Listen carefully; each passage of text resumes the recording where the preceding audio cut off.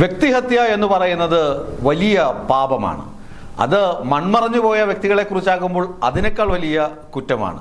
കടമ്മനിട്ടയുടെ ഒരു കവിതയുണ്ട്, ചാക്കാല ചൊല്ലുവാൻ വന്നവന് കാപ്പിയും കാശും കൊടുത്തില്ലേ എന്നൊക്കെ പറഞ്ഞു പോകുന്ന കവിത. അതായത് ചാവിന് ബന്ധുത്വം കൂടുകയും ചെയ്യും. നമുക്കറിയാം, ഈ രാഷ്ട്രീയ നേതാക്കളുടെ ചരിത്രം തന്നെ നോക്കിയാൽ മരിച്ചുപോയി കഴിഞ്ഞാൽ രാഷ്ട്രീയ നേതാക്കളെക്കുറിച്ച് അങ്ങനെ ആരും മോശം പറഞ്ഞ് കണ്ടിട്ടില്ല. CPM നേതാക്കളെക്കുറിച്ച് നാഴികയ്ക്ക് 40 വട്ടം അച്ച് നിരത്തുന്ന മലയാള മനോരമ പോലും മരിച്ചു കഴിഞ്ഞാൽ ഏറ്റവും നല്ല മുഖ ലേഖനങ്ങളും പ്രസിദ്ധീകരിക്കുന്നത് മനോരമയാണ്. നമ്മൾ കണ്ടിട്ടുള്ള കാഴ്ചയാണ്, വായിച്ച് അറിഞ്ഞിട്ടുള്ളതാണ്. എന്നാൽ കഷ്ടകാലം എന്ന് പറയാമല്ലോ, ദൗർഭാഗ്യം എന്ന് പറയട്ടെ, തിരുവിതാംകൂർ ഭരിച്ച് മൺമറഞ്ഞുപോയ രാജാക്കന്മാരെ കുറിച്ച് ഇത്രയും അധിക്ഷേപം എഴുതുന്ന അല്ലെങ്കിൽ എഴുതി നിറച്ച് അത് ചരിത്ര പുസ്തകമാണ് എന്ന് പറഞ്ഞ് മേനി നടിക്കുന്ന ഒരു ചരിത്രകാരനുണ്ട് കേരളത്തിൽ. അത് മറ്റാരുമല്ല, ഡോക്ടർ MG ശശിഭൂഷൺ. മായുന്ന ശംഖുമുദ്ര എന്ന് പറഞ്ഞ പുസ്തകം വിവാദം സൃഷ്ടിക്കുന്നതും അല്ലെങ്കിൽ ആളുകൾ അത് ചപ്പു ചവറാണ് എന്ന് പറഞ്ഞ് എഴുതി തള്ളുന്നതും എന്താണ്, നാലാംകിട മാസികകളുണ്ട്, ചില നീല മാഗസിനുകളുണ്ടല്ലോ, അതിൻ്റെ നിലവാരത്തിലേക്ക് ചരിത്രത്തെ കൊണ്ട് കെട്ടിയിടുന്ന തരത്തിലുള്ള എഴുത്താണ് ശ്രീ MG ശശിഭൂഷൺ എഴുതി വച്ചിരിക്കുന്നത് എന്നത് പച്ച പരമാർത്ഥമാണ്. കൊട്ടാരത്തിലുള്ള ആരെങ്കിലും, അതായത് കവടിയാർ പാലസിലുള്ള ആരെങ്കിലും ഈ പുസ്തകത്തിനെതിരെ മാനനഷ്ടം കൊടുക്കുകയാണെങ്കിൽ MG ശശിഭൂഷൺ അതിന് മറുപടി പറയേണ്ടിയും വരും. അതിലും ഒരു തർക്കമില്ല. ഞാൻ പറഞ്ഞു വരുന്നത്, പ്രവേശന വിളംബരത്തിന് തൊട്ട് പിന്നിലോട്ട് ഒരു 100 വർഷത്തെ ചരിത്രം പരിശോധിച്ചാൽ, അത് ചുമ്മാ വിക്കിപീഡിയ നോക്കിയാൽ മതി. കേരളത്തിൽ ഈ തിരുവിതാംകൂർ രാജപരമ്പരയിൽപ്പെട്ട രാജാക്കന്മാർ, അത് സ്വാതി തിരുനാൾ മുതൽ ഇങ്ങോട്ട് ശ്രീ ചിത്തിര തിരുനാൾ വരെയുള്ള കാലഘട്ടത്തിലുള്ള രാജാക്കന്മാർ തിരുവിതാംകൂറിൽ ചെയ്തു വെച്ച ഭരണ നേട്ടങ്ങളുടെ ചരിത്രം വിക്കിപീഡിയയിൽ നിന്ന് കിട്ടും.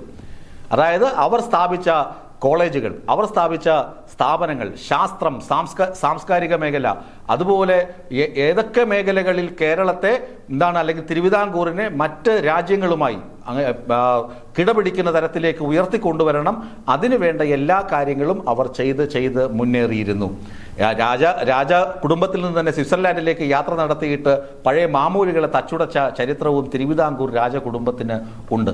ആ രാജകുടുംബത്തെയാണ്, അല്ലെങ്കിൽ ആ രാജ പരമ്പരയിൽപ്പെട്ട ആളുകളെ, അവരൊക്കെ മോശക്കാരാണ്, അവരൊക്കെ ദ്വന്ദ്വ വ്യക്തിത്വം എന്നാണ് പറയുന്നത്. 2 വ്യക്തിത്വത്തിന് ഉടമകൾ. ചിലർ സ്ത്രീലമ്പടന്മാർ, ചിലർ വിഷയ തൽപരർ, ചിലർ മാനസിക രോഗികൾ.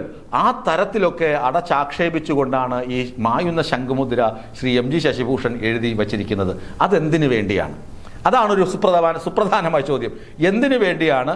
ഈച്ചയും ചക്കരയും പോലെ ആയിരുന്നു, ഈച്ചയും ചക്കര അല്ലെങ്കിൽ ശർക്കരയും പോലെ ആയിരുന്നു MG ശശിഭൂഷണും തിരുവിതാംകൂർ രാജ കുടുംബവുമായുള്ള ബന്ധം. എന്നാൽ ശ്രീപത്മനാഭ സ്വാമി ക്ഷേത്രത്തിലെ നിലവറകളുമായി ബന്ധപ്പെട്ട തർക്കവും കോടതി വ്യവഹാരങ്ങളുമൊക്കെ വരുന്ന സമയത്ത് ഇവർ തെറ്റി.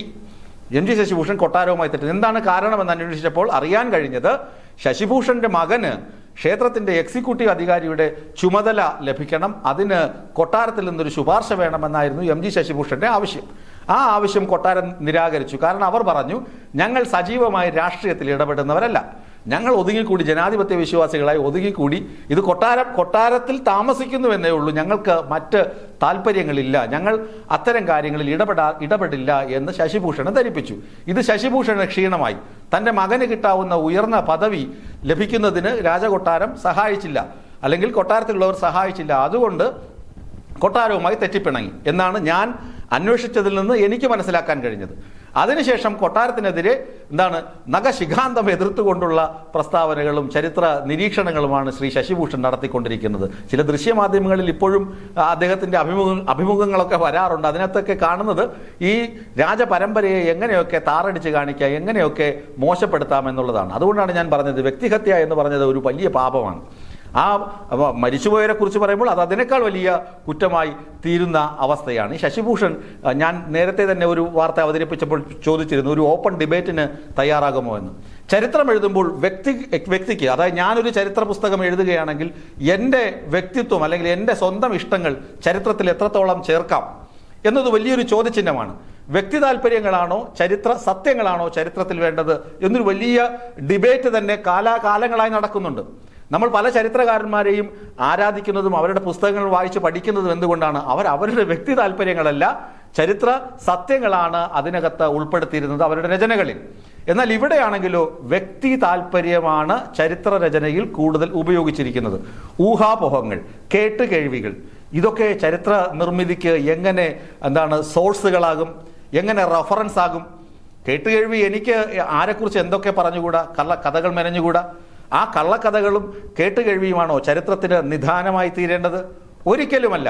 അങ്ങനെയാണെങ്കിൽ ഈ പുസ്തകം എന്ന് പറയുന്നത് ചവറ്റുകുട്ടയിലുമല്ല, അതിലും മോശപ്പെട്ട എന്തെങ്കിലും അവസരം അവിടെ കൊണ്ടിടേണ്ടതാണ്. ഇത് ചരിത്രത്തെ വഴിതിരിച്ചു വിടുകയാണ്. വഴി തെറ്റിച്ചു വിടുകയാണ്. പുതിയൊരു ആൾ അല്ലെങ്കിൽ പുതിയൊരു വിദ്യാർത്ഥി ഈ പുസ്തകം പഠിക്കുകയാണ് അല്ലെങ്കിൽ വായിക്കുമ്പോൾ അവർ തിരുവിതാംകൂർ ഭരിച്ച രാജാക്കന്മാരെക്കുറിച്ചും ഇവിടെ ഉണ്ടായിരുന്ന റീജന്റ് റാണിമാരെക്കുറിച്ചും എന്താകും കരുതുക? അവരൊക്കെ ഏറ്റവും മോശപ്പെട്ട വ്യക്തികൾ, ഏറ്റവും കൊള്ളരുതാത്തവരായിരുന്നു എന്നല്ലേ കരുതുക? അങ്ങനെ എന്തിനാണ് ചരിത്രത്തെ വഴിതിരിച്ചു വിടുന്നത്? ചരിത്രത്തെ വഴിതിരിച്ചു വിടുന്നത് കൊണ്ട് ഇദ്ദേഹത്തിന്റെ വ്യക്തി താല്പര്യങ്ങൾക്ക് അല്ലേ ഗുണം ലഭിക്കുകയുള്ളൂ? ഈ വ്യക്തി താല്പര്യം മുൻനിർത്തി ചരിത്രം എഴുതി കഴിഞ്ഞാൽ അത് ചരിത്രമെന്ന് വിളിക്കാൻ പറ്റുമോ? ചുമ്മാ ഒന്ന് കണ്ണു തുറന്ന് നോക്കിയാൽ പോരെ. തിരുവനന്തപുരം നഗരത്തിൽ മാത്രം 1 കിലോമീറ്റർ ചുറ്റളവിൽ ഒരാൾ പോയി നടന്നു കഴിഞ്ഞാൽ നിങ്ങൾക്ക് അറിയാൻ കഴിയും തിരുവിതാംകൂർ രാജകുടുംബത്തിന്റെ സംഭാവന എന്താണെന്ന്. കോളേജുകൾ, അതുപോലെ സംഗീത college, university college, women's college, കുട്ടികൾക്ക് സ്ത്രീകൾക്ക് വസ്ത്രധാരണത്തിനുള്ള അവകാശം, അതുപോലെ മൃഗശാല, വാന നിരീക്ഷണത്തിനുള്ള സംവിധാനം, കാലാവസ്ഥാ നിരീക്ഷണത്തിനുള്ള സംവിധാനം, ഇതൊക്കെ ആരാണ് ചെയ്തു വെച്ചത്? ഈ ശാസ്ത്രം, അതായത് ജനാധിപത്യ ഭരണം, അതായത് ഇന്ത്യ ബ്രിട്ടീഷ് ഭരണത്തിൽ നിന്ന് സ്വതന്ത്രയാകുന്നതിന് മുമ്പ് തന്നെ ഇത്തരം സംഭവങ്ങൾ കേരളത്തിന് വേണ്ടി, തിരുവിതാംകൂറിന് വേണ്ടി ചെയ്തു വെച്ച തിരുവിതാംകൂർ രാജകുടുംബത്തെയാണ് ഇങ്ങനെ പുലഭ്യം പറയുകയും അധിക്ഷേപിക്കുകയും ചെയ്യുന്നത്.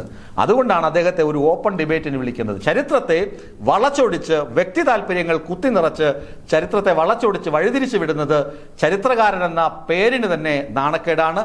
MG ശശിഭൂഷൺ എന്ന് പറയുന്ന വ്യക്തിയുടെ പാണ്ഡിത്യവും അദ്ദേഹത്തിന്റെ അറിവുകളുമൊക്കെ ഒരുപാട് സമൂഹത്തിന് നന്മ ചെയ്തുകൊണ്ടിരുന്നതാണ്. പക്ഷേ അദ്ദേഹം അതിനകത്ത് വ്യക്തി താല്പര്യം എന്ന വിഷം കലർത്തിയപ്പോൾ അദ്ദേഹം എഴുതിയത് മുഴുവൻ പൊട്ട സാഹിത്യവും പൊട്ട ചരിത്രവുമാണെന്ന് കാലം എഴുതി വയ്ക്കും. അതിനകത്ത് യാതൊരു തർക്കവുമില്ല.